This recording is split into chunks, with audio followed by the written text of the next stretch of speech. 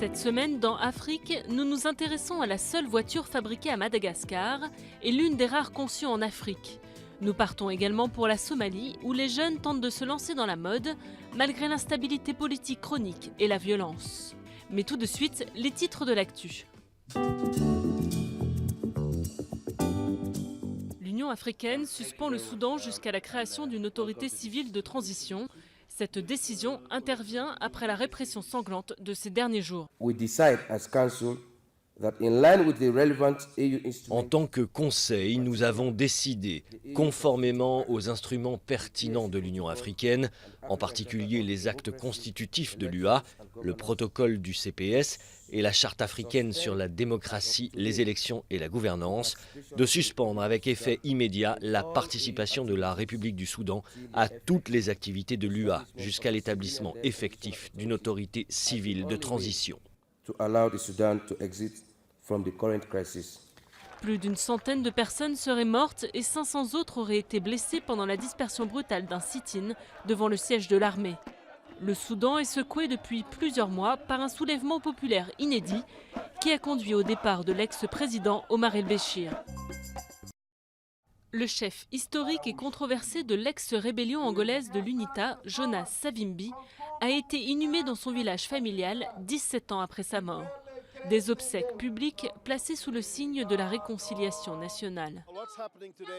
Ce qui se passe aujourd'hui aurait dû arriver il y a 17 ans. Si les Angolais pouvaient penser à la réconciliation nationale comme elle devrait être, si nous pouvions nous considérer comme frères et sœurs appartenant au même pays, ce moment aurait dû se produire il y a longtemps, 17 ans. La disparition de Savimbi, tué dans un affrontement, avait signé la fin d'une guerre civile de 27 ans qui avait fait plus de 500 000 morts. 6 personnes sont mortes et des dizaines sont portées disparues dans l'est de l'Ouganda suite à des glissements de terrain provoqués par de fortes pluies. Parmi les victimes figure une femme de 73 ans, 3 enfants et 2 adolescents. D'autres décès sont à craindre en raison de nouvelles chutes de pluie ainsi que l'apparition de maladies comme le choléra. L'ambassadrice américaine au Malawi a dû quitter sous les gaz lacrymogènes le siège du parti du candidat de l'opposition vaincu à la présidentielle, Lazarus Chakwera. Tirés par la police, ces gaz visaient à repousser des opposants qui protestaient contre les résultats du scrutin.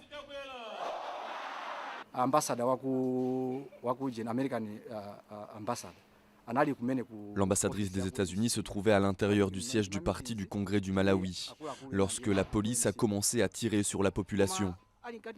Elle était en réunion avec les responsables. Alors que la police continuait à tirer, nous avons vu le véhicule de l'ambassadrice partir rapidement du siège du parti. Lazarus Chakwera a dénoncé des fraudes et a saisi la justice pour obtenir l'annulation du vote.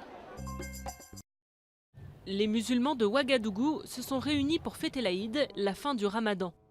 À cette occasion, l'archevêque de la ville a lancé un message de paix et de réconciliation, alors que plusieurs chrétiens ont trouvé la mort récemment dans des violences. Qu'ensemble, chrétiens et musulmans, nous puissions abattre les murs de l'ignorance, les murs de la violence, les murs de la haine, les murs des incompréhensions et bâtir des ponts. La population du Burkina Faso est composée de 2 tiers de musulmans et d'1 tiers de chrétiens. La Tanzanie est le 34e pays africain à bannir les sacs plastiques.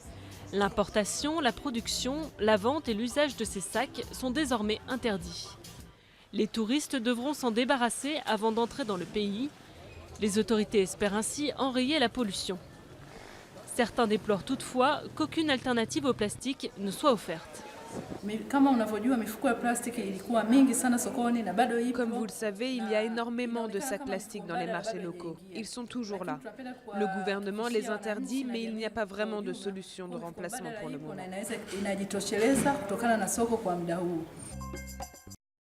Dans la réserve de Stony Point, des chercheurs ont équipé des manchots de caméras et ont découvert qu'ils aidaient les oiseaux marins à se nourrir. Les manchots du Cap font remonter des profondeurs des petits poissons auxquels les autres espèces n'auraient pas accès sans eux. C'est la première fois que ce mécanisme de facilitation écologique est démontré aussi clairement. Sur les routes d'Antananarive, cette voiture ne passe pas inaperçue. Tahir est le chauffeur d'une société de transport malgache. Il est fier de conduire une Carenz aux couleurs de son entreprise. Cette voiture est fabriquée ici à Madagascar par des malgaches. On consomme ce qui est malgache pour soutenir les sociétés malgaches. Ensuite, cette voiture est facile à entretenir car elle a un moteur Peugeot, ce qui fait que les pièces ne sont pas difficiles à trouver parce qu'on peut les acheter dans plusieurs magasins.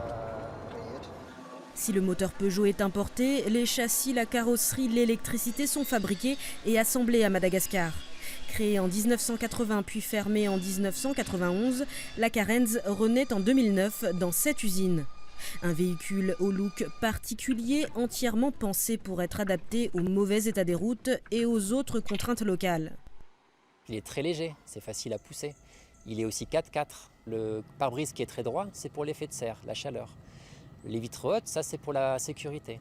Le capot qui est penché, c'est pour la bonne visibilité. En fait, tout a été pensé pour être fonctionnel. Au début, personne n'y croyait. C'est vrai que même les fournisseurs nous prenaient pour des fous. Nous dire que faire des voitures en Afrique avec des personnes qui n'ont aucune qualification, c'est complètement impossible. Une soixantaine de personnes travaillent dans cette entreprise solidaire qui fabrique environ 3 voitures par mois. Zoeln fait partie des 6 femmes de l'entreprise. Elle a réalisé son rêve, devenir mécanicienne. Pour moi, c'est une fierté en tant que malgache, en tant que femme, de faire le même travail qu'un homme. J'adore voir mon travail, surtout quand je vois le châssis. Je suis fière de dire que c'est moi qui ai fabriqué le châssis de la Mazana 2. Je suis heureuse quand je vois mon travail circuler dans tout Madagascar.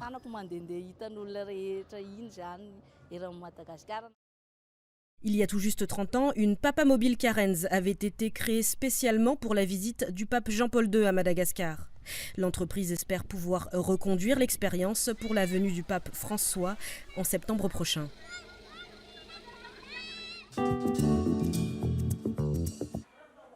Awa passe ses journées à dessiner ses nouvelles créations.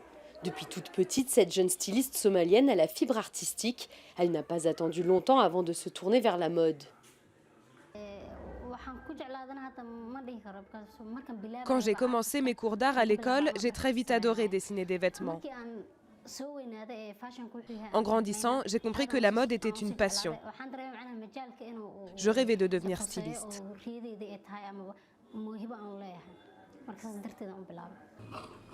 Mais devenir styliste en Somalie n'est pas chose facile. Le pays est plongé dans la violence depuis des décennies et subit les attaques fréquentes des militants islamistes Shebab. Mouna, une autre créatrice somalienne, s'est fixée, elle, pour mission de montrer aux Somaliens qu'il est possible de créer dans son pays. Ma priorité était de devenir une inspiration pour les jeunes Somaliens, leur montrer qu'il était possible de réussir dans son pays, qu'il ne fallait pas quitter la Somalie pour y arriver.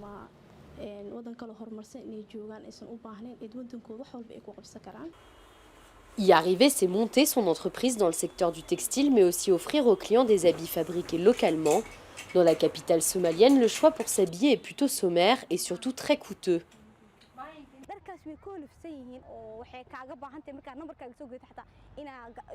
Les habits importés sont souvent trop larges. On doit les amener chez la couturière pour les faire reprendre. Ici, c'est différent. On peut choisir le design et avoir une robe à notre taille. Et du coup, le prix est beaucoup plus bas que les vêtements d'importation.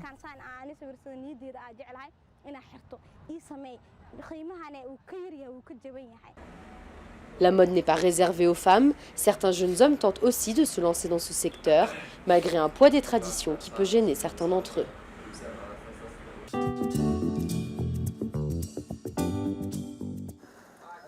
C'est un véritable séisme dans le football africain.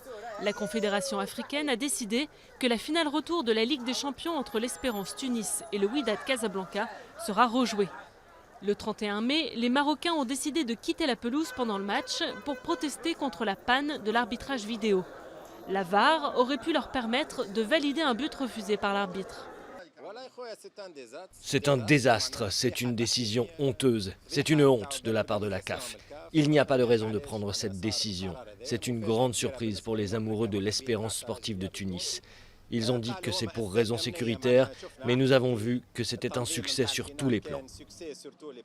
Le match sera rejoué après la Coupe d'Afrique des Nations qui se déroulera du 21 juin au 19 juillet en Égypte. C'est tout pour cette semaine dans Afrique. Rendez-vous la semaine prochaine.